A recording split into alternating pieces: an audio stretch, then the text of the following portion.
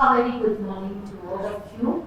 I would really like to thank for the vote of my heart Ramakrishna Vishwavidyalayam, which is like a second home for me, other than my own institution. I really feel that I'm a part of this institution as well, and it's like a family almost. So I would like to sincerely thank for inviting me today on this occasion to speak on religion and cult across the ages. So, though I'm not a person of hardcore religious studies, but I teach religion, of course, in my own department. So, in that way, by virtue of that, maybe, and also due to affection of my colleagues that I'm here right now in front of all of you to speak on this issue. And I would like to thank Principal Maharaj, Shami Mahaprabhu, for his kind words that he has given us for most of the form of blessings, and head of the department, who is a very close friend of ours, Dr. Prithviraj Mishra. He is absent here right now. He'll join us very soon, maybe, I think so. And my friends, Dr. Shantanu Dey, Dr. Gautam Mukherjee, and of course, Noor is here, Noor Mohammed Sheikh, Devashish Patil, others. So, and all my dear students and all the dignitaries and colleagues in the other departments of other universities who are present here. But last but not the least, Professor Projit Kumar Padel. I just chose to say his name at the end because he has been a very dear friend to me, and we have attended conferences together. It's been a long association with him, and it's a great honor, in fact, that all of you will be able to listen to his erudite presentation today, and sharing the dais with him indeed is a very big pleasure for me. Now, today's topic is very interesting. Of course, it's always interesting to talk about religion and cults. And as I will be speaking about a very odd topic to begin with, we always expect that when it's on religion and on cults, the first paper to begin with will be on hardcore religion and some cult. But this is quote unquote very offbeat, which I will be speaking today. But it is very important to also think differently, because religion is not only what our colleague today explained in the morning about religion and cult while introducing the seminar, but also it is a way of life, very much a way of life. So we will actually look at the cults and practices and how it affected the region of Maldives as well. But before I come to Maldives, I would like to mention that when we look at Buddhism, because this is a kind of a prelude and for preparing you to what I will be speaking right now, it will be a little difficult to get until and unless you know that what was exactly happening after the introduction of Buddhism. The major landmark with which we actually know of practicing Buddhism is through the Ashokan inscriptions. These are the hardcore evidences. Before that, we have several evidences which are literary, textual, but how people were actually practicing it through the lens of epigraphy, we really see what was actually happening and how Ashoka was he was converted to Buddhism, and the way he was interfering in the practices of the Buddhist Sanghas.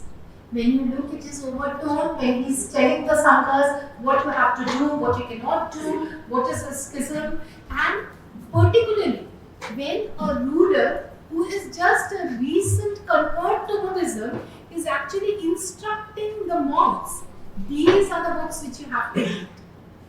This actually expresses how religion is actually working. Religion has its own course, but when we see that the empire and the authority intervenes into the religious practices, the different angle of religion comes forth, that is patronage.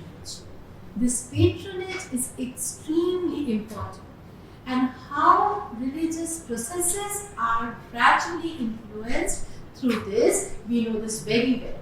Because when you look at this emperor who is actually going like an upasaka for 256 nights, traveling with the monks and going visiting different places. And then finally he decides, I will inscribe my edicts.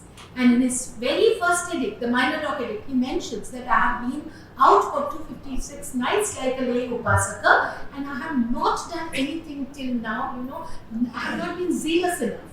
Now I am zealous, and that is why I am getting these edicts engraved. Now the very first edicts give us the impression how he was actually thinking. This gives us an insight into the psyche of the emperor. Now we all are aware, you might be really thinking, why am I talking about Ashok when I am talking about Maldives? Because Ashok has nothing to do with Maldives, basically. But we know that he sent his son and daughter to Sri Lanka.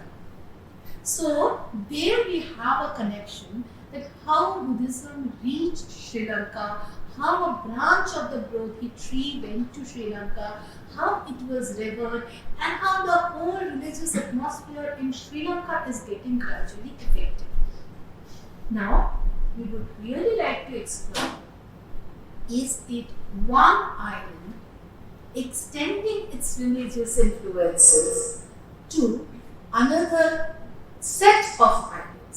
So this is the kind of a background which I want to give for my own presentation, and on and often I'll move out of the arena of, can we have the reverb off? So I'll on and often move out of the arena of religion just to understand the cults and practices, because these are very important. See, the way we look at religion right now is through our cults and practices. Every group has its own practices. What does not change? What is a single factor about religion which does not change?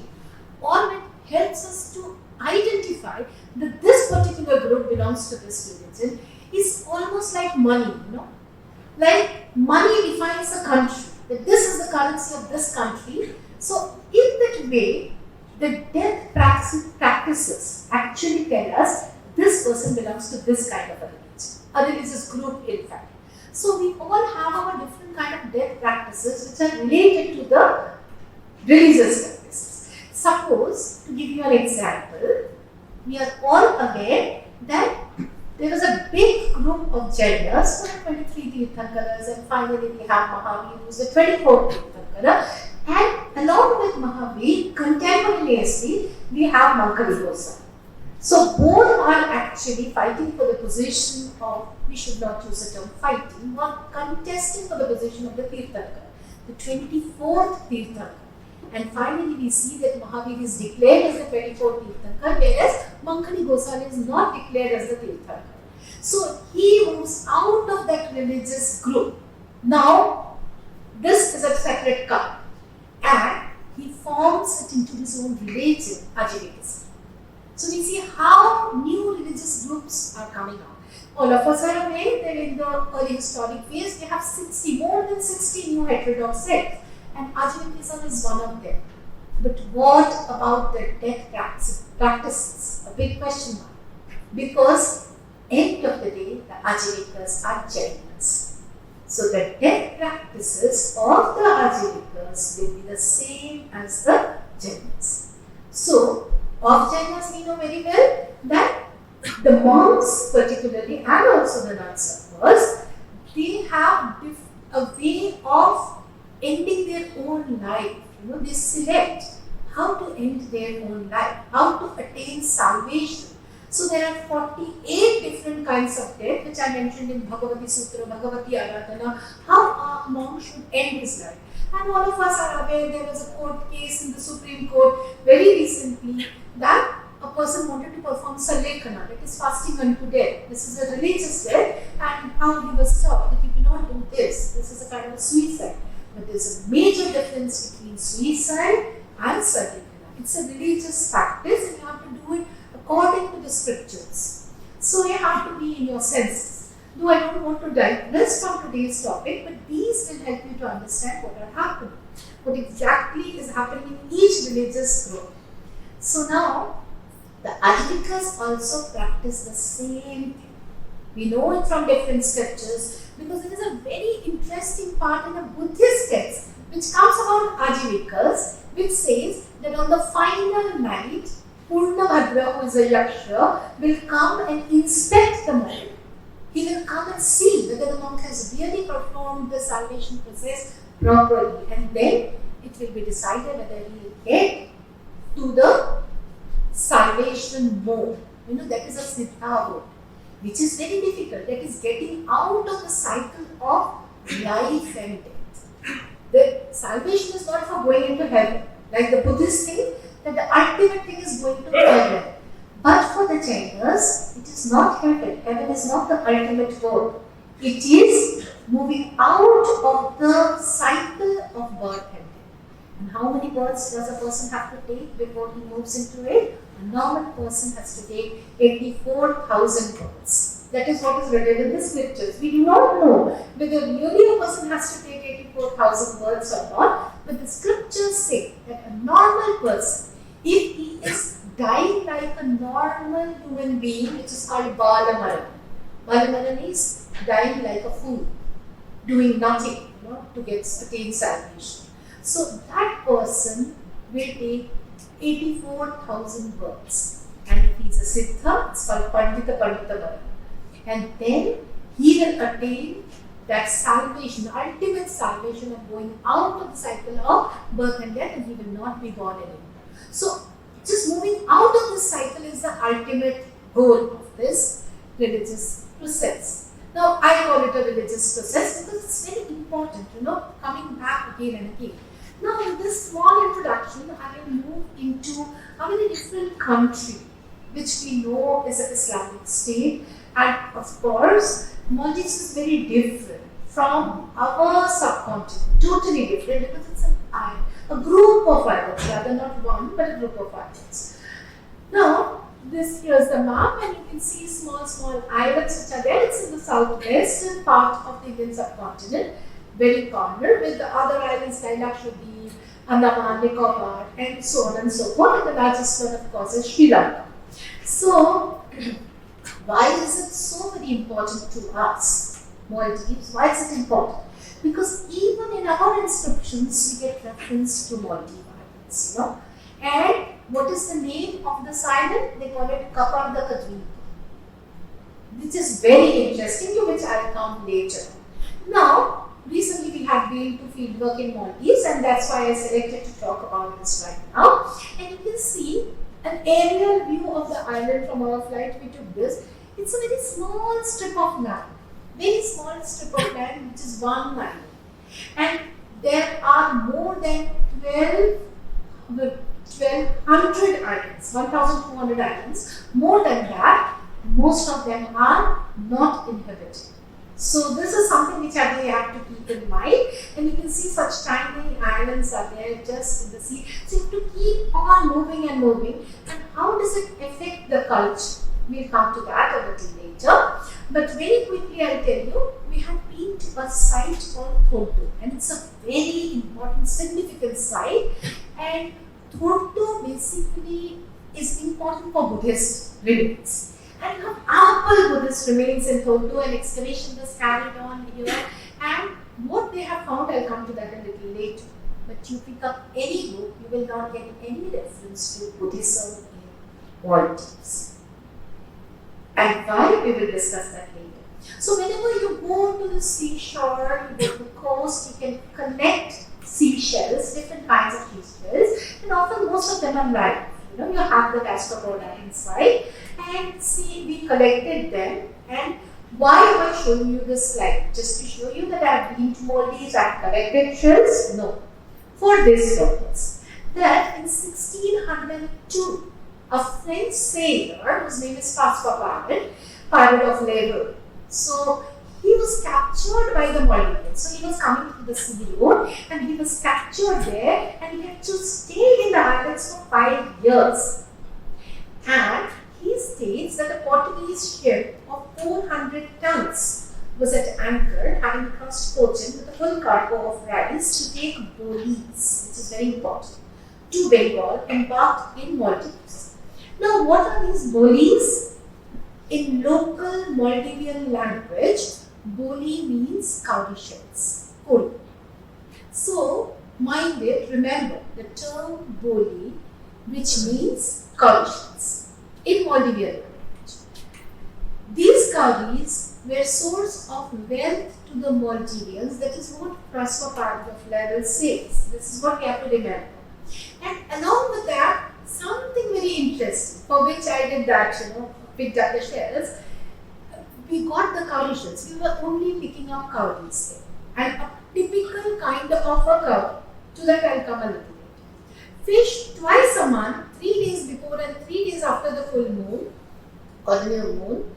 Women gathered them on the sands in the shallow sea, standing in water up to their waist. So he's saying that it's labor intensive and it's only women who are in the water, standing up to their waist in the water and collecting these shells. So this is something interesting.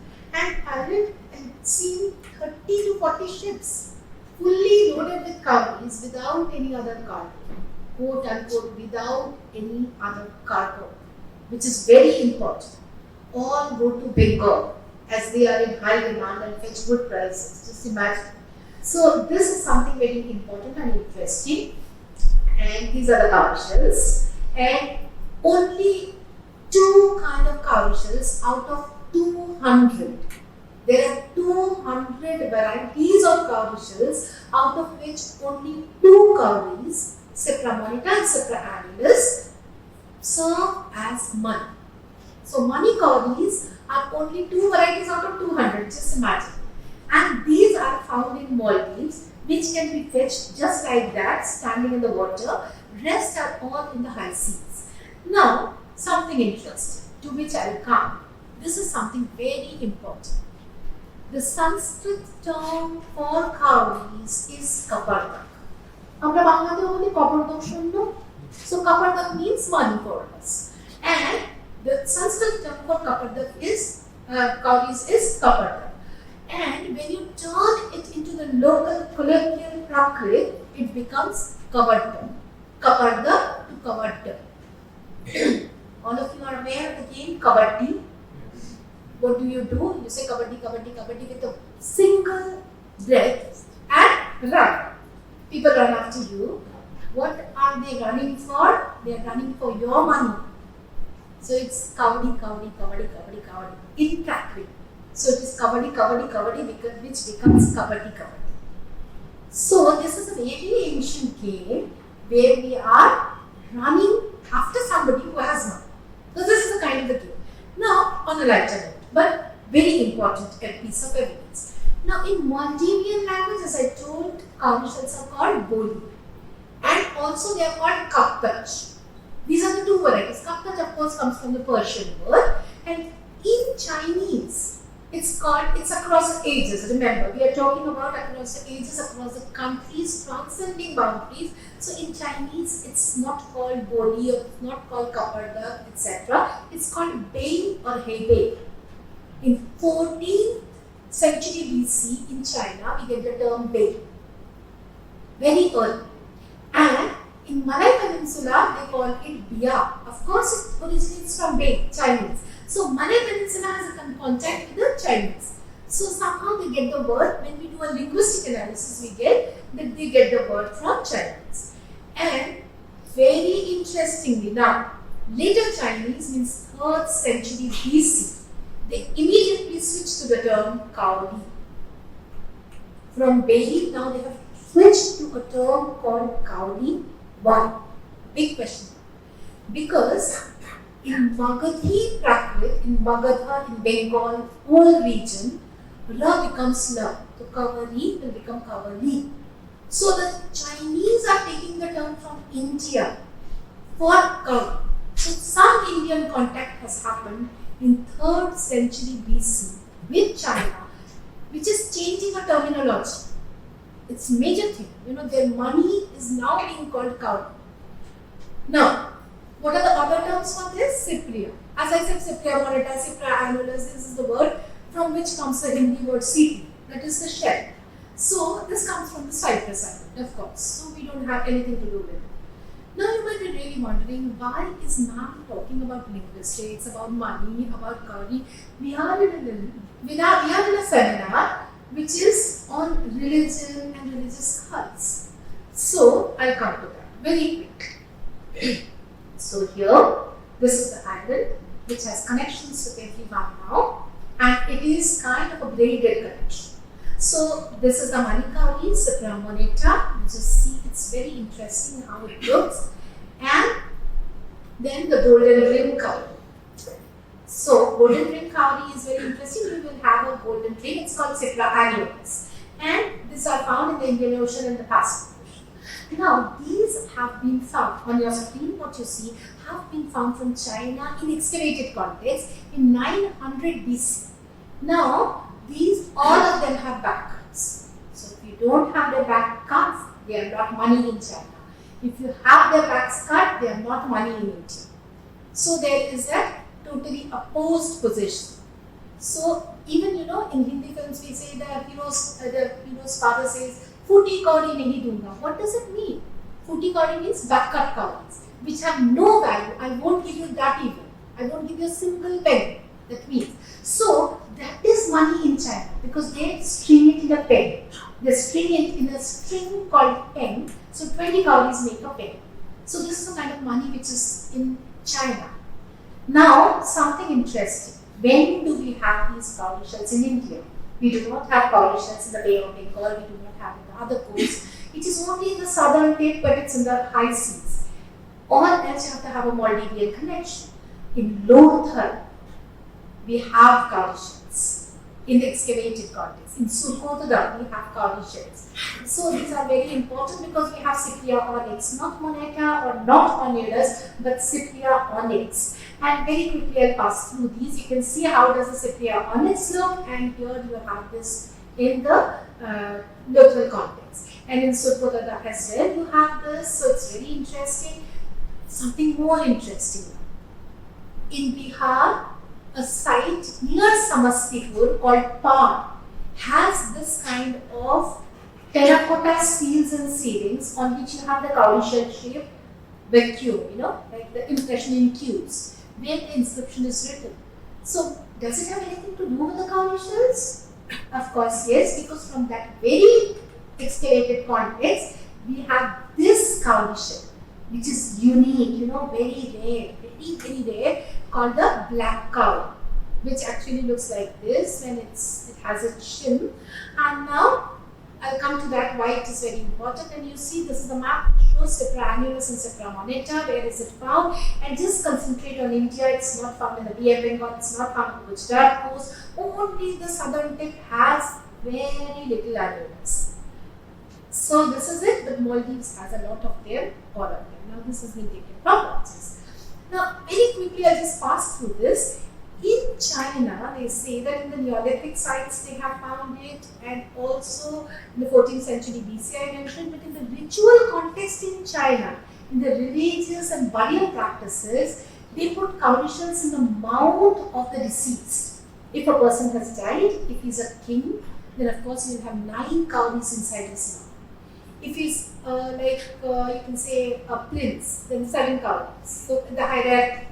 Now, if he's a great officer or he holds a post, then it will be 5, and a normal person will only have 1.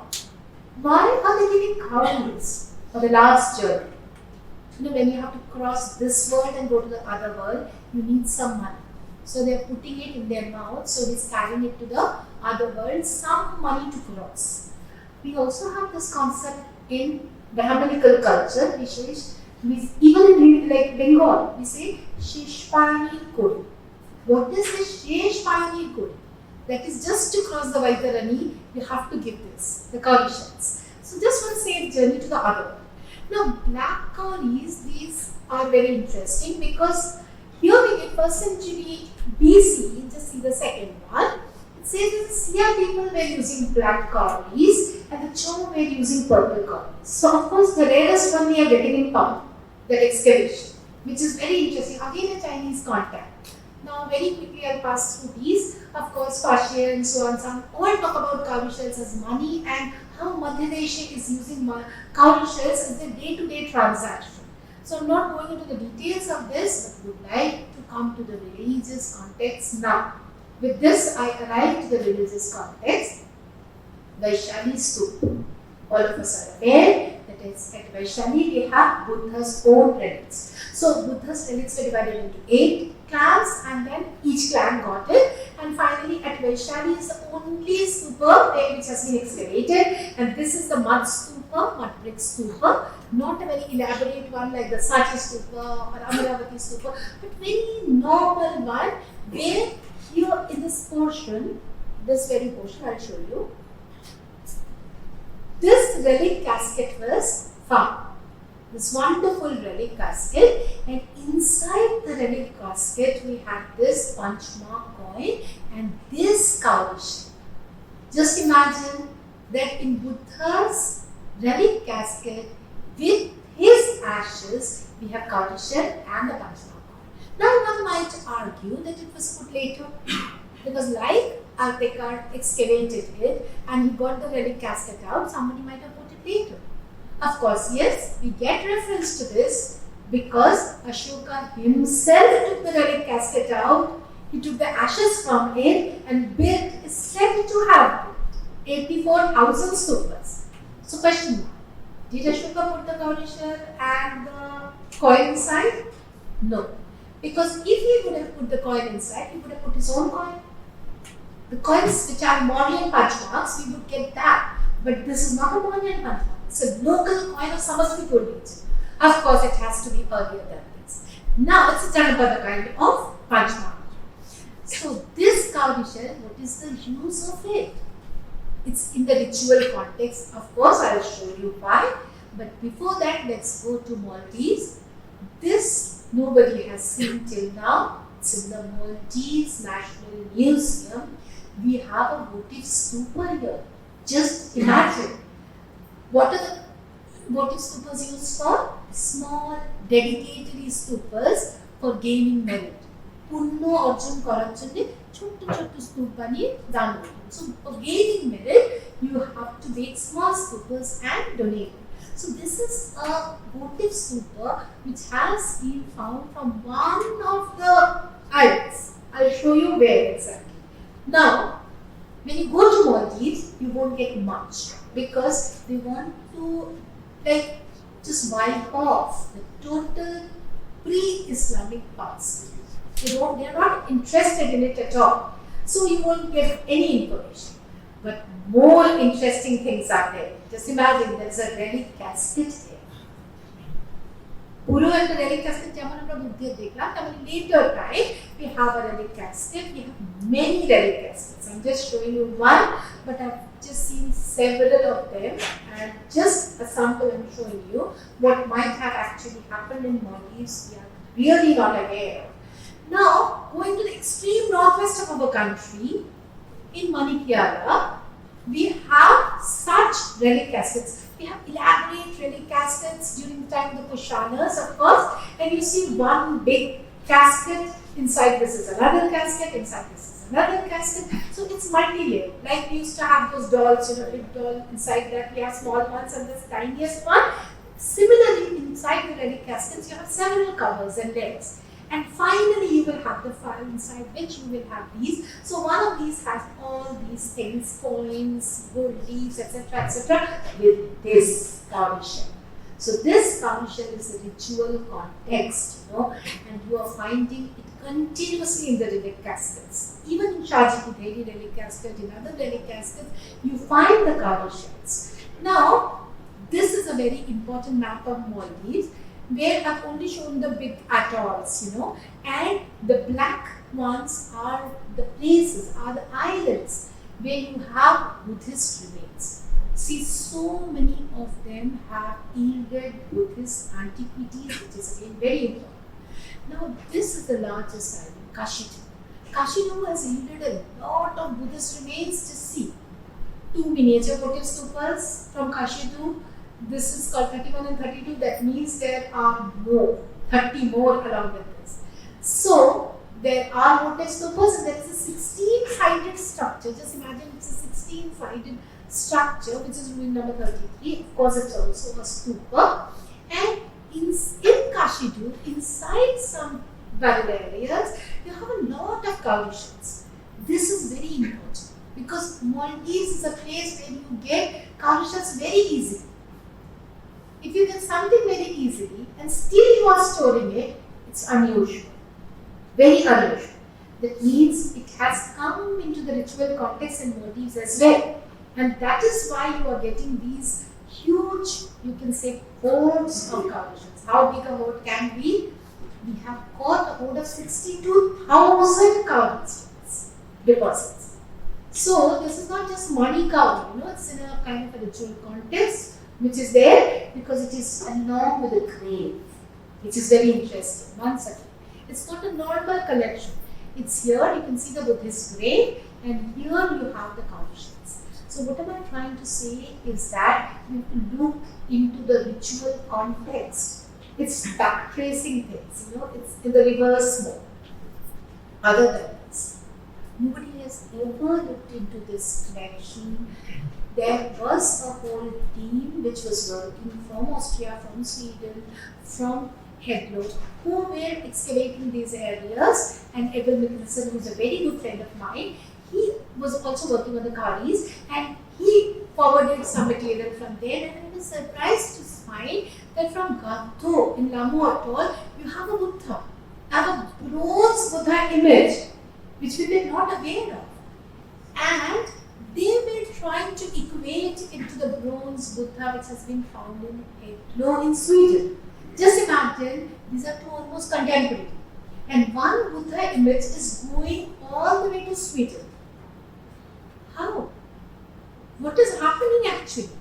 So we are all aware about the anonymous text of Periplus and the whole journey which was undertaken and how we had the contact. We are all aware of it. I am not going into the details of that today, though I feel tempted to. But somehow this Buddha image was carried by one of the travelers who had happened to be here. Now, they feel, Egil Mikkelsen and the team, team Honors Kojal, they feel that this has a connection with the Maldivian, but unfortunately not. Because this particular Buddha which we see right now here is typically Sri Lankan in character. So when you see the facial features, when you see the body postures, and it's not even in the Bhumisparsha Mudra, it's just seated like this. So this is a typical Sri Lankan influence on the Buddhist culture of Maldives. So it's very important to trace the actual linkage. So what I'm just trying to show is it's a braided nexus which we have to look into it. And now look at it, this is a larger stupa in Thodo. As I told you that Thodo is very important in the map of Maldives where we have been. We have seen this particular site, and right now on the site there is nothing, but you can just go and see where exactly the excavation was done. So we just went to see the excavation. It's very difficult to go to Thodo because it's not a tourist place. People hardly go. But why was Thodo selected? I just wanted to know that why did they select Thodo Island? Because it's the only island which is a farming island. Not only, but one of the rare farming islands. In Maldives, usually you cannot grow paddy, you cannot have rice, you cannot have several things because these are islands. You mostly have sand. But Thodo is one of the rarest ones where you can grow anything you want. The whole vegetation in Thodo is just like ours. Like you get a lot of bananas, you get a lot of jackfruit, and everything we get here, you will find growing in Thodo. So is it the connection? How did this vegetation reach there, and how did the culture of Thodo change? When you look at the culture of Maldives, upper Maldives, like North Maldives, is rice-eating culture. And southern Maldives is yam-eating culture, which shows that rice reached upper Maldives from Bengal, definitely, in lieu of the conditions. Now I'll come to this a little later. But in Basu Island, we have got a stone slab with Buddha's footprints. So it's not Buddha's footprints, but these are called Buddha Padas, where you depict the foot of Buddha and you rever it. Like you have the Jaina Ayanas. So here we have Buddha footprints, so definitely how strong Buddhism was, you can just feel this. and then a miniature stupa in another island called Nidandu. Nidandu has yielded rich Buddhist remains, and there is a Roman Republican coin from Maldives. To our utter surprise, you have this Roman Republican coin. So you might be really wondering, why am I putting so much of stress? Because when you look at the whole repertoire of the Roman coins, Republican coins are the earliest ones, the silver coins, and then start coming the gold coins. So a very early Roman coin, what is it doing in Maldives? We have to really understand the connections. So here, the Romans were of course coming to the Indian subcontinent. Some of the ships would have embarked in Maldives, because when they are coming from that side to the southwest, when they would have seen the land, they would have immediately embarked upon, and definitely in this connection we get this. And we also get a later Byzantine coin from this place, which is again very interesting. And this is what I was talking about. The excavation was done, and Arnick Scotter's report says in page number 66-67, refers to the discovery of this Roman coin in the Buddhist stupa in Tordo Island, the island we visited. The north central part of Maldives, the Ari Atoll, and one of the very famous historians of Maldives, Ismail Didi, he was involved in this excavation as well, very rare thing again. Further, another relic casket made of white coral containing 2 Roman coins are also reported. So we have 3 Roman coins. Now, but one is lost. Now, this is a very prominent one. It has been found from some other, it's of Leo first. It has been found from Gan Atoll, which is again another atoll. I won't go into the details of this, but finally we have the Tordo Buddha, which is again very, very important. So we have a whole Buddha figure. What is interesting is the drapery, the dress that you get. It has a Gandhar connection, but no, of course not. Though the drapery looks somewhat Gandhar, but you see it's like this, put like this, which is in the form of the Sri Lankan connection once again. So one has to understand very carefully, look through it very carefully, and then finally decide from where the connection is found. So this again has the Sri Lankan connection. Now, what I am trying to say through all these things is that Maldives has a connection with the Silk Road, which is not direct but indirect. Because in the Silk Roads, rather multiple roads, cowrie became a common currency. And Bin Young's work, it is very interesting, where he talks about horses, silver, and cowrie notes. So this is the very kind of a very simple map of the Silk Road. And finally, something. Professor Kali, your area. We have 4 more of cowrie shells from Assam, and it has been reported from Hojai, Lanka, Amiyanagar, and one more site, where we get these cowrie shells, which is very, very interesting. And some of them have their back cuts, some, very few. And from Hojai, you have 50% of them back cut. That means this was a factory site where they were cutting the backs and sending it to China. So now when we are getting the whole route from Bengal, so from Maldives to Bengal, Bengal to Assam, Assam to finally it's going to China. So we can now trace the route and how Buddhism was traveling, within the ritual context was traveling, money along with this is traveling. When you look at the work of Gregory Chopin, he shows Buddha as the ultimate trader, Buddha as the ultimate physician. So you know how the Buddhists were involved in the whole process of money lending, and also they were encouraging the traders to take up journeys. And you have our Lokiteshwar who will help you in a very easy journey. So now here, even at Mughal Valley, here in Bengal, we have conditions in this context. And I'll just show you Spitra annulus from Mughal Valley. Initially when I saw these, I was pretty surprised, how you have a large cowrie, a medium-sized cowrie and a small cowrie. They look exactly like coin denominations. 1 rupee, 50 paisa, 25 paisa, like that, different denominations. Cowrie shells also have their denominations. So small change in different denominations, a big question mark. Now I will show you, this is a team from Shantiniketan who had worked on this site of Balapur, and from their excavation, I'm thankful to Dr. Sheena Panja who has been kind enough to show me these. From their excavation, you have these annulus, the golden ring, moneta.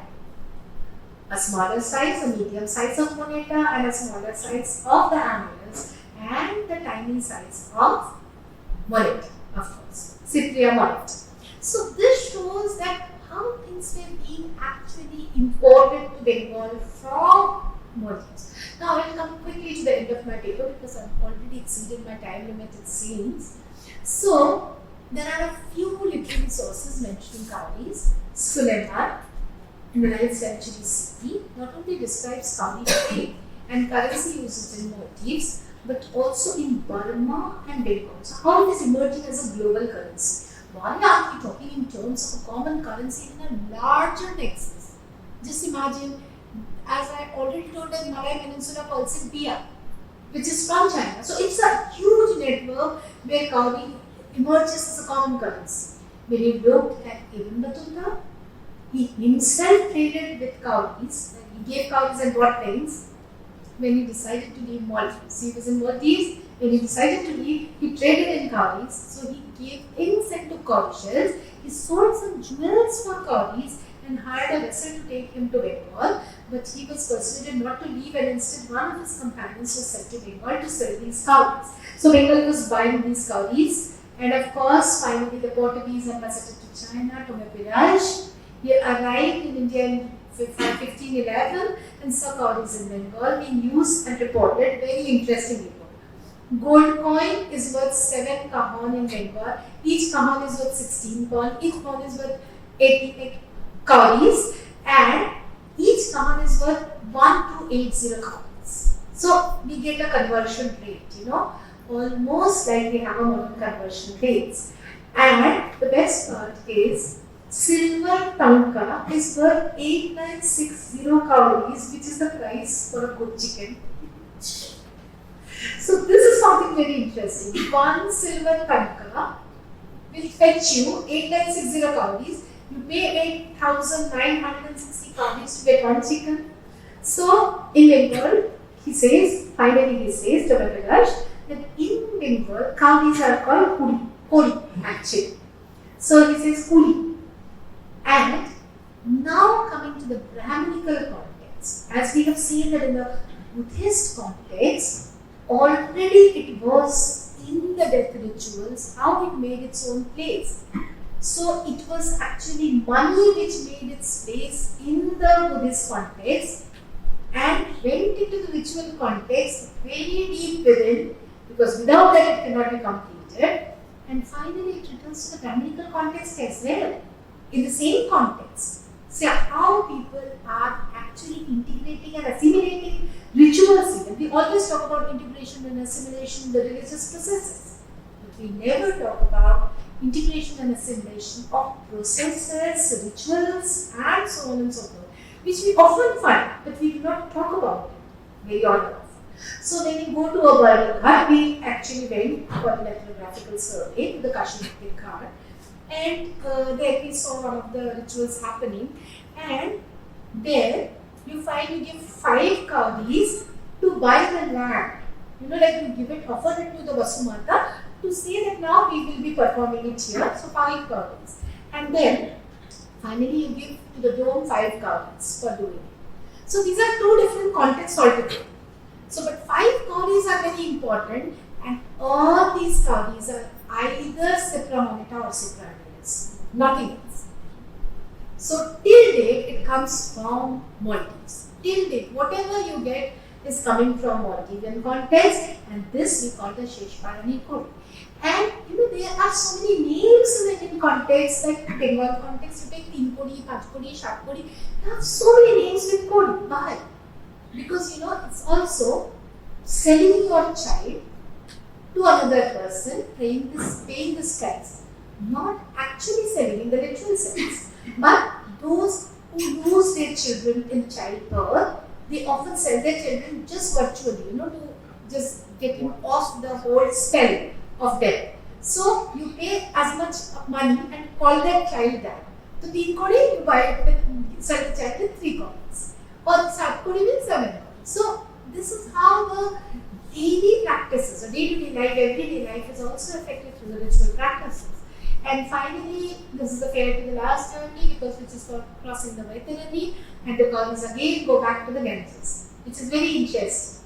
So 6 sadhanas and 5 colonies are actually offered, for Guru Devi and so on and so forth. So, but here before I end, I would like to mention that we have to expand our whole arena of research, and we have to look differently. Even when we are looking at religion, we have to look at each and every nuances in a different way, and also try to read between lines.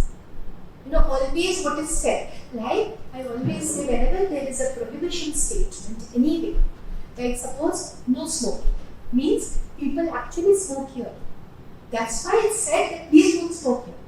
So whenever there is a religious injunction saying something, please don't do this, means people actually did it. So this is what I call reading between lines.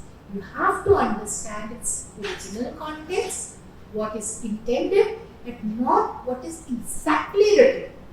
Just try to understand the psyche of the person who is writing it, even if it is a religious context. Like often when you read the Lokhi Pachari, you find the Jeba Pore, Jeba Rakhe Ghore, Tava. Like even if you cannot read it, keep it at home. What is the meaning of this? Keeping it at home? At least purchase it.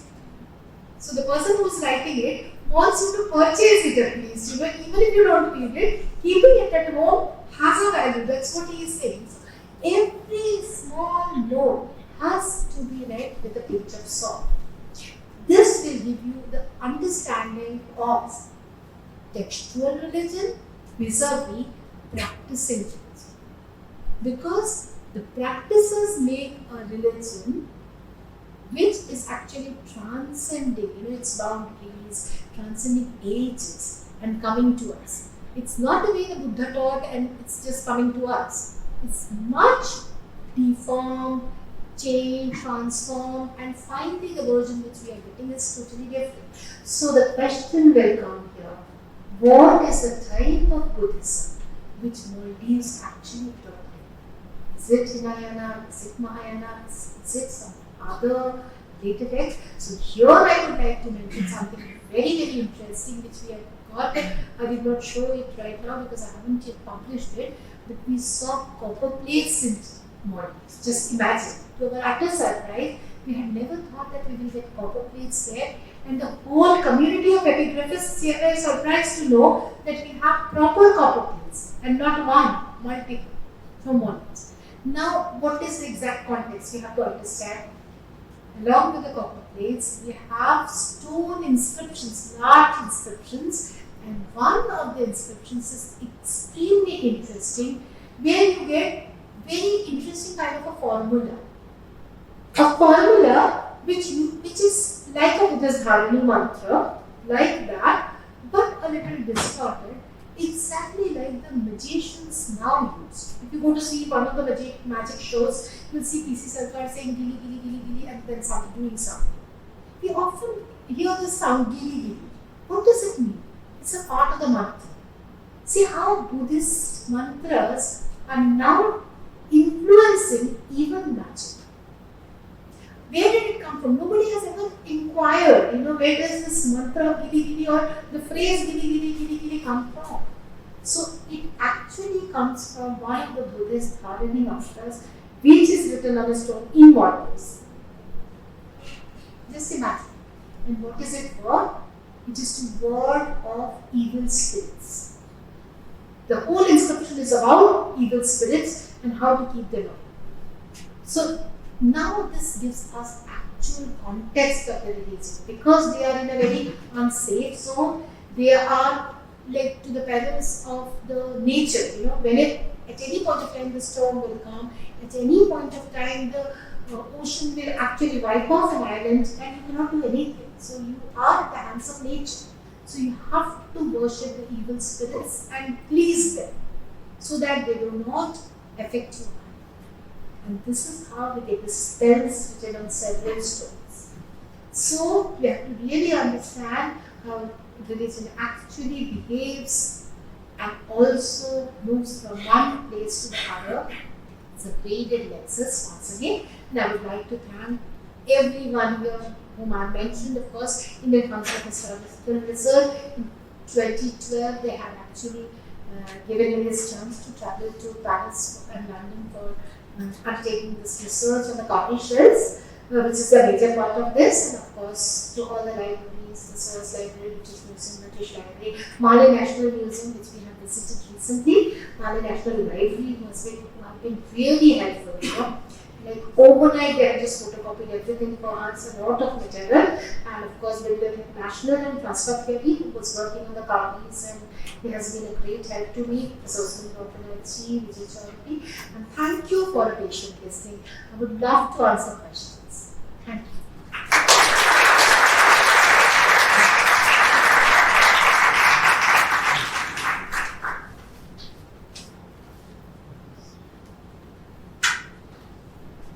Even বাংলাতে question করতে পারো আর যে কোনো question করতে পারো, even out of context করতে পারো। And just inscriptions গুলো কথা বললেন আপনি, সেগুলো কোন ভাষা? This is very interesting question. The inscription is basically, according to my own knowledge, they have not been published. As far as I could read, it is in Brahmi, derivative of Brahmi. So the script is a derivative of Brahmi, but the language is Sinhalese. Sanskrit influenced by Sinhalese, like Sanskrit influenced by Prakrit, hybrid Sanskrit. In the same way, this is a kind of Sanskrit inscription which has several Sinhalese words. So this also strengthens my whole hypothesis that it is not the Indian connection, rather it is a Sinhalese connection. Sinhal means Ceylon, Sri Lanka. So it's a Sinhalese connection. So Amar mone hoy eta correct. But that Buddhist mantra which I talked about, Giri has no Sinhalese influence. It's typically Sanskrit. So that is a kind of a hybrid Sanskrit. So probably Vajrayana kind of an influence there. But খুব interesting, এর আগে কেউ কাজ করে না। আমি আপনার অসংখ্য ধন্যবাদ, বিকজ আপনি নতুন যে আমরা যে ফিল্ডে, অসংখ্য ধন্যবাদ। কারণ আপনার যখনই কোনো পেপার আপনি প্রেজেন্ট করেন, সেখানে অনেক কিছু নতুন জিনিস থাকে, যেটা আমরা এখন আমরা যে আপনার গ্লোবালাইজেশনের ফলে নিউ হিস্ট্রি রাইটিং, এখানে যেটা নিয়ে আমি কাজ করছি, বা new history writing, that is more important. যে সোর্সগুলো আপনি ব্যবহার করছেন, যে সোর্সগুলো আপনি ব্যবহার করেন, আমি এটা বলবো তাহলে আপনি করছেন, আপনি সচেতন কনসাসলি কনসাসলি করছেন, বা যে রাইটিং হিস্ট্রি ক্ষেত্রে ইম্পর্টেন্ট।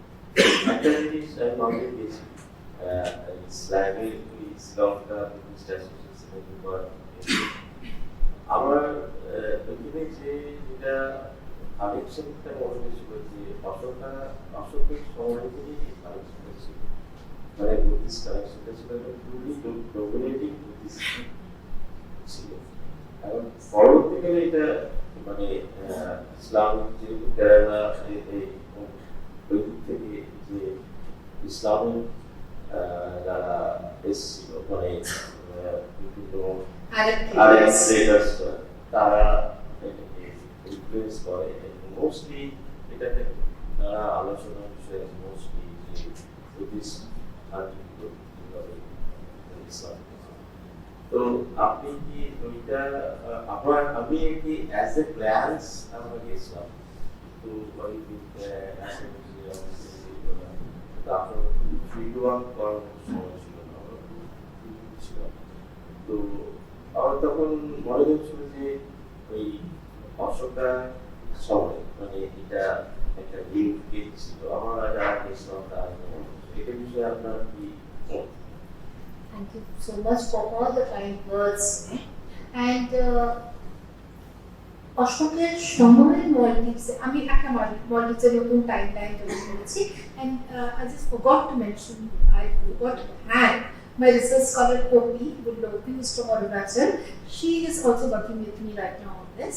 আমরা দুজনেই গিয়েছিলাম। সো আমরা একটা টাইমলাইন তৈরি করেছি মলডিভসে, because it's very important to have a proper timeline, you know, of all the source কি হচ্ছে exactly, because you know the forte of our department is, মানে আমাদের ancient Indian history and culture department-এ আমরা যেভাবে কাজ করি সেটা হচ্ছে we only emphasize on sources, and source এই বলছে তারপরে হাত তুলে দেওয়া, এরপর আমরা জানি না, বাকিটা অনুমান করছে বলা খুব দরকার। কোথাও না কোথাও আমাদের বলে দিতে হবে যে এইটুকুই সোর্স বলেছে, তার বাইরেটা যা বলছে সেটা আমি অনুমান করছি। So this distinction is very important. তো এখানে সোর্সেস এর দিক থেকে যে টাইমলাইনটা তৈরি হচ্ছে সেটা অশোকের সময় মলডিভসে কিচ্ছু, একেবারে কিছু। যতটুকু আমার ধারণা তৈরি হচ্ছে সেটা হচ্ছে 250 CE না, মলডিভসে আমরা স্ট্রংলি একটা বুদ্ধিস্ট সেটআপ করছি। তার আগে যদি কিছু থেকেও থাকে সেটা শুধু করে যাচ্ছে, মানে ততদিন পর্যন্ত ওরা শুধু এই বেঙ্গল পর্যন্ত করে আসছে। কি করে আসছে আমরা জানি না actually, till they maybe South India is taking and sending it to Bengal, maybe, or maybe the people are coming with their ships and taking them, because it's a long journey. এবং আমি একটা এতদিন যখন আমি করি নিয়ে বলতাম বা ক্লাসেও এখানে অটিশনে আছে ওদের যখন পড়িয়েছি, তখন আমি খুব সহজেই বলতাম এই তো একটা জাহাজ করে চলে যাবে, নিচে ব্যালাস্টে করে দিয়ে ভরে দিলে পর ওজন হয়ে যাবে and it will travel. It's not that easy. You know, once we traveled in Maldives, we literally did a island hopping. মানে এক আইল্যান্ড থেকে আরেক আইল্যান্ড মলডিভিয়ানসরাও ট্রাভেল করে না এত যতটা আমরা করেছি, and it's very difficult, not easy at all. Indian Ocean is extremely turbulent. মানে অত সোজা না ট্রাভেল করা, মানে এত টার্বুলেন্ট, শুধু উঠছে নামছে এইভাবে একটা জাহাজ মানে শিপ যায়, এবং প্রচুর ডিফিকাল্ট জার্নি করা। এখান থেকে এক আইল্যান্ড থেকে আরেক আইল্যান্ড যাওয়াটাই এত কঠিন যদি হয়ে থাকে, বেঙ্গল টু মলডিভস কি অবস্থা হতো তাহলে হতে, not that easy. It's a long journey with a lot of risk involved. One, secondly যদি ব্রেডেড হয়ে থাকে তাহলে অনেক ইজি। এটা বলার জন্য আমার আরেকটা পুরো সেমিনার লাগবে যেখানে আমি করিয়ে বলবো শুধু, but today I was actually concentrating on Buddhist aspect of the traditions, তাই আর এগুলো বলিনি। কিন্তু মলডিভিয়ান হিস্ট্রি যখন আমরা দেখছি পরপর না, ওই 250 CE becomes a major back, যখন থেকে প্রমিনেন্ট জিনিস আমরা দেখতে পাচ্ছি, মোটিভ সুপার্স গুলো চলে আসছে, in the context we get Buddhist figures and so on and so forth. এটাকে তার আগে ডেট করা খুব কঠিন। Sri Lanka I've traveled extensively, almost Jaffna ছাড়া পুরোটাই ট্রাভেল করেছি, and that's the only reason why I could connect, you know, immediately কি sceneries feature. So that way এইটুকুই বলতে পারি আপনার এই মুহূর্তে যতটা রিসার্চ পৌঁছেছে তার আগে আমি এই মুহূর্তে প্রিডেট করতে পারছি। But of course, Sri Lanka has the whole connection from Ashoka. সবচেয়ে বড় ব্যাপার এই যে তথ্যের বাইরেও যে ভাবতে পারা যায়, এটাই আমাদের মানে এর হচ্ছে আমাদের নিউ অ্যাপ্রোচ গ্লোবালাইজেশন।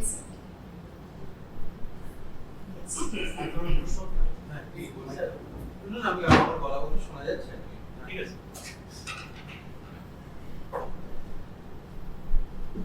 আমাদের খুব ভালো লাগলো শুনে শেষ দিকে, এটাকে প্রশ্ন না বলে হয়তো একটা অবজারভেশন বলেই ভালো। শেষটা আপনি যেটা বললেন যে আমাদের কনভেনশনাল তথ্যের বাইরে গিয়েও ভাবতে হবে, এবং মানে এটা আমি খুব হার্টলি সাপোর্ট করি। এবং আপনার কাজের সঙ্গে আমি নিজে যে কাজগুলি করেছি সেটার একটা মিল পেলাম, সেই জন্যই অবজারভেশনটা মাথায় গেল। কারণ আমি নিজেও গবেষণা করতে করতে আমার মনে হতে থাকে যে হিস্ট্রির যে কনভেনশনাল অ্যান্ড ব্রড ন্যারেটিভ, সেটার সাইড লাইনে বা সেটার সাবটেরিনিয়ান যেরকম ছোট ছোট হিডেন ন্যারেটিভগুলো রয়ে গেছে, সেগুলোকে কানেক্ট করলেও আমরা একটা completely different way of looking at history দেখতে পাই। আপনি যে বলছিলেন যে মন্ত্র এবং আমাদের বিভিন্ন ধর্মীয় সেরেমনিতে কড়ির ব্যবহার, এটা আমার মনে হয় বৌদ্ধ ধর্মের শেষ দিকে এই বাংলা এবং পূর্ব ভারতে আরো জনপ্রিয় হয়ে উঠছে, যখন ধর্ম ক্রমশ তন্ত্রের মধ্যে মিশে যাচ্ছে। এবং আমাদের এখানে একটি লৌকিক দেবতার উপাসনা খুব গুরুত্বপূর্ণ হয়ে উঠছে, তিনি ধর্ম ঠাকুর। কারণ আমি আমার ঐতিহাসিক উপন্যাসটি লিখতে গিয়ে খুব এক্সটেন্সিভলি কাজ করেছিলাম বর্ধমানের দেবী সর্বমঙ্গলার, যাকে বর্ধমানের নগর দেবী বলা হয়। ওই সর্বমঙ্গলা মন্দিরে একটি আশ্চর্য স্ফটিক আছে যেটার উপাসনা হয় দেবী মূর্তির সঙ্গে, এবং ওরা দাবি করেন যে এটি হচ্ছে সতীর নাভি যেটা ওখানে পড়েছে। কিন্তু আমরা কনভেনশনাল ন্যারেটিভে জানতে পারি যে সতীর নাভি পড়েছিল উড়িষ্যার বিমলা মন্দিরে, যাজপুর, কিন্তু ওখানে দাবি করা হয় সতীর নাভিটি পড়েছিল ওইখানে। আবার একই সঙ্গে বর্তমানে একটা প্যারালাল কাহিনী আছে যে ওই অদ্ভুত উজ্জ্বল স্ফটিকটি আসলে ধর্ম ঠাকুরের মূর্তি। ওই যে বাগদিদের মধ্যে দেবী সর্বমঙ্গলার মূর্তিটি পাওয়া যায়, সেই বাগদিরা আসলে ধর্ম এবং তন্ত্র পুজো, মানে একেবারেই লৌকিক ধর্ম অনুসরণ করে। কাজে আমরা ওই মূর্তিটি যেটা খুঁজে পাওয়ার কাহিনীটিও আবার খুব রোমাঞ্চকর, এবং সেখানে একটা মানে শক্তি উপাসনার ক্ষেত্র বর্তমান ছিল, যেটা যার ইতিহাস মানে আমাদের কনভেনশনাল প্রথাগত হিস্ট্রি থেকে একদম মুছে গেছে, মানে নেই, এখনো নেই। মানে আমি ওই উপন্যাসটির মধ্যে টুকরো টুকরো টুকরো টুকরো করে এই ন্যারেটিভটা তৈরি করার চেষ্টা করেছি। তখন দেখতে পাই যে ধর্মতন্ত্র এবং এই ধর্ম ঠাকুরের উপাসনা, এখানে এই জিনিসগুলি মিশে যাচ্ছে। ওই যে গিরি গিরি একটা অদ্ভুত দুর্বোধ্য মন্ত্র, এই তান্ত্রিক গুচ্ছ মন্ত্রগুলো কিন্তু ওম হ্রিং ক্লিং বিশেষ করে এর মধ্যে যে একটা সম্পূর্ণ শ্লোক লুকোনো আছে। এটাকে আমরা বলি ইট ইজ কোডিফাইড, মানে একটা যেমন সূত্র তৈরি করা হয় ঠিক সেই রকম করে কোডিফাই করা হয় জিনিসগুলো। আপনি একেবারে ঠিক বলেছেন। Thank you for drawing this attention to the local cult assimilation. এই কথাটাই আমি অ্যাসিমিলেশন ইন্টিগ্রেশনে অ্যাকচুয়ালি বলতে চেয়েছিলাম তোমাদের। বিভিন্ন প্র্যাকটিসেস, বিভিন্ন জিনিস এইভাবে ইন্টিগ্রেট হয়ে যায় across cultures, across religions, beyond that things move. এবং লোকাল কালচার ভীষণভাবে জিনিসগুলোকে অ্যাডপ্ট যেমন করে, ইটস নট ওয়ান ওয়ে, শুধু নেওয়া হয় না, দেওয়াও, ইটস এ two-way process.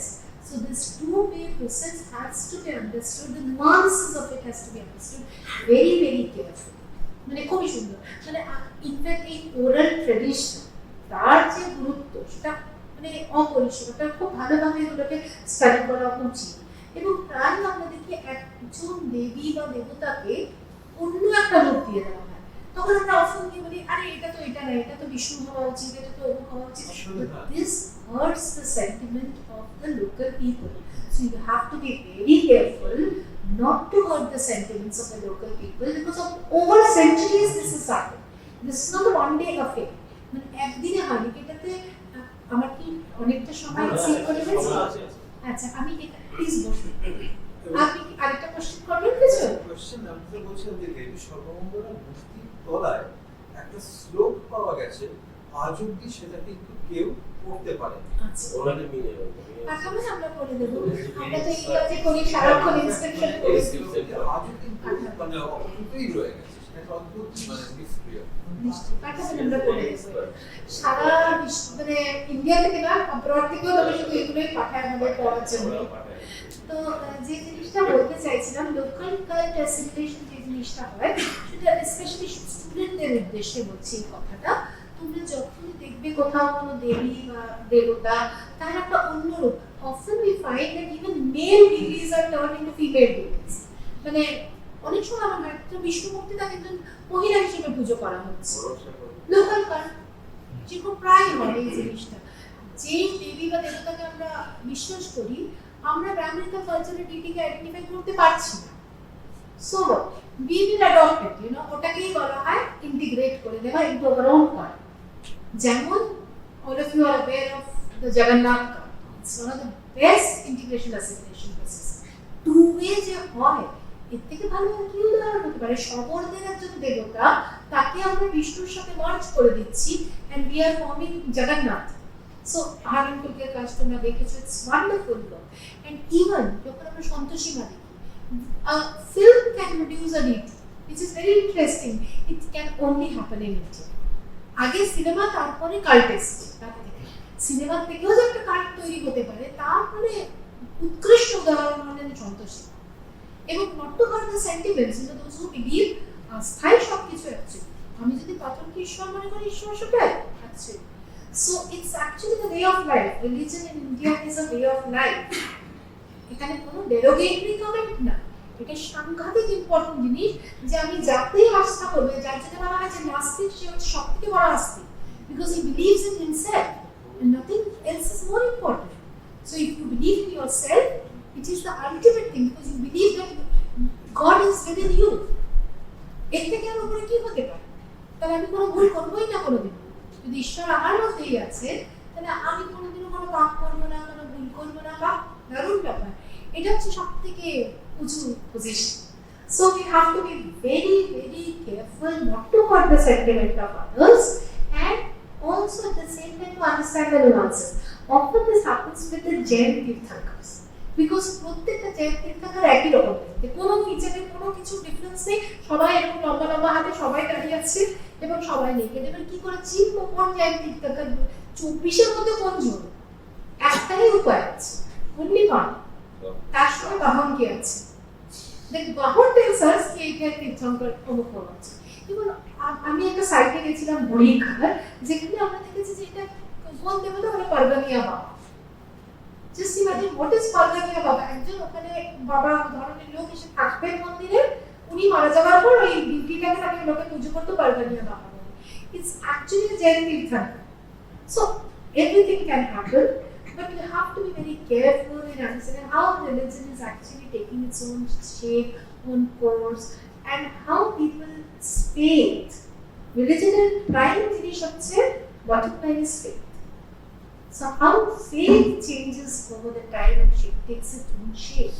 যেটা কি গুণা চক্রবর্তীর বইয়ের মধ্যে আমরা দেখেছি যে religious processes একটা মাল্টিপল প্রসেসেস চলছে অ্যাকচুয়ালি, জিনিসগুলো কিভাবে আস্তে আস্তে পরিবর্তন হচ্ছে। So we have to be very careful with that. আপনার কোশ্চেনস আছে? প্লিজ। মল্টিসে বলছেন যে কিছু রেলি কাস্টিং পাওয়া গেছে। সো রেলি কাস্টিং বলতে কি যে ছাইটা ওষুধটা সেটাই কি মল্টিসে যে মল্টিসে যে ক্যাসকেটটা পাওয়া গেছে রেলি ক্যাসকেট, ওটা মানে রেলি ক্যাসকেট মিন্স হচ্ছে কি বুদ্ধার যে দেহাবশেষের ছাইটা।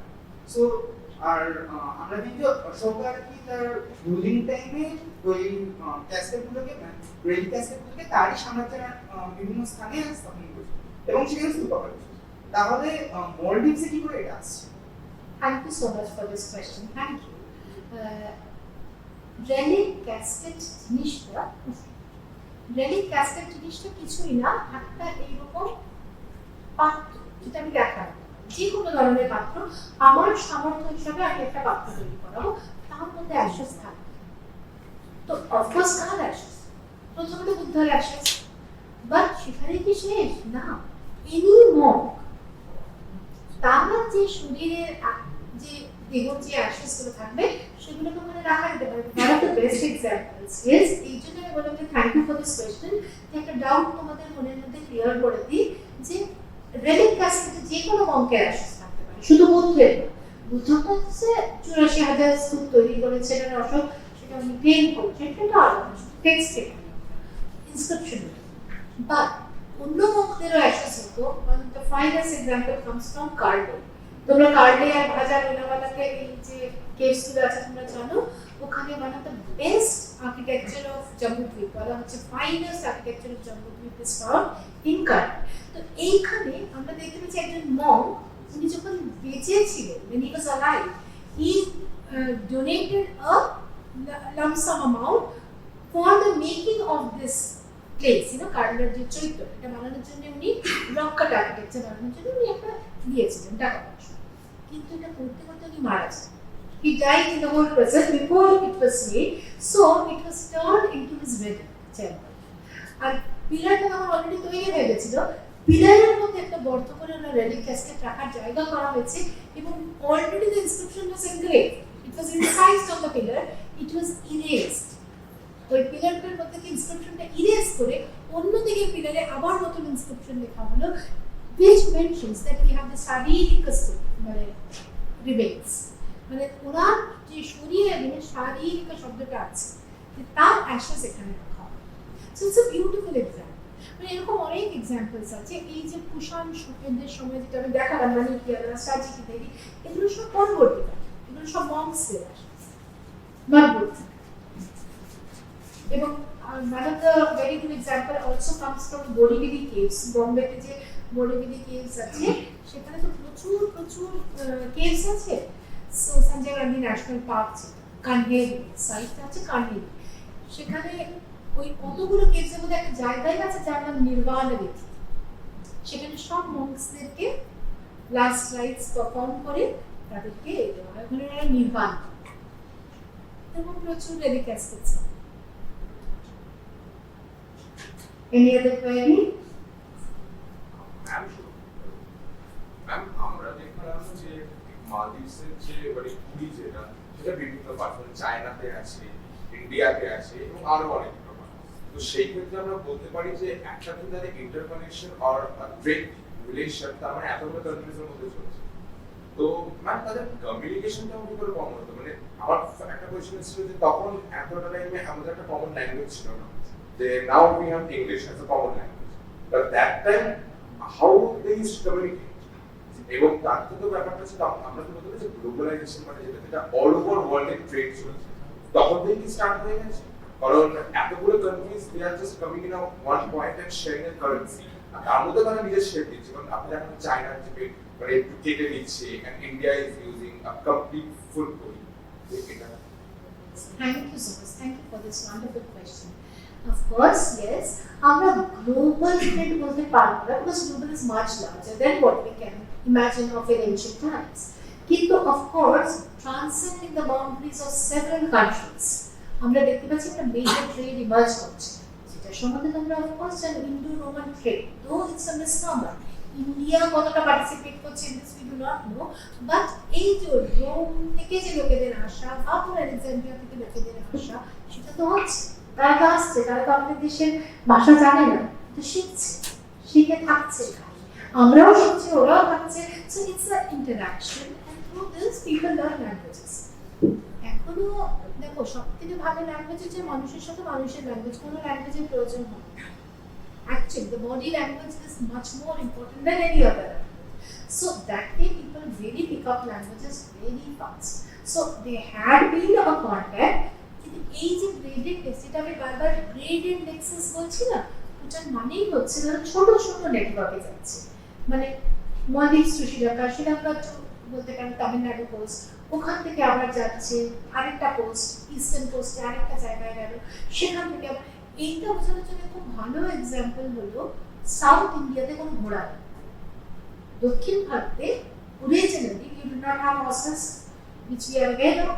So where did the horses come in the first century BC CE in the Malayalam region? Malayalam চলছের পাণ্ডবের যে ছোট্ট জায়গাটা, তার ঠিক উপরের অংশটা হচ্ছে মালায়ালাম, যেটা চেরদেরই একটা অংশ। এদের কয়েনের উপরে কন্টিনিউয়াসলি আমরা ফার্স্ট সেঞ্চুরি বিসি থেকে ঘোড়া দেখতে পাচ্ছি। এই ঘোড়াটা কি করে এলো? Because of the trade.